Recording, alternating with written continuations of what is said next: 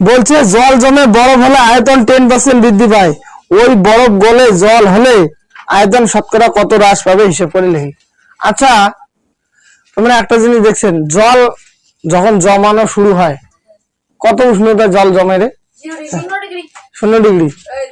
আর জল বাষ্প পরিণত হয়, জল বাষ্প পরিণত 100 ডিগ্রি, 100 ডিগ্রি সেলসিয়াস তাপমাত্রা জল বাষ্পে পরিণত হয়, তাই তো নাকি?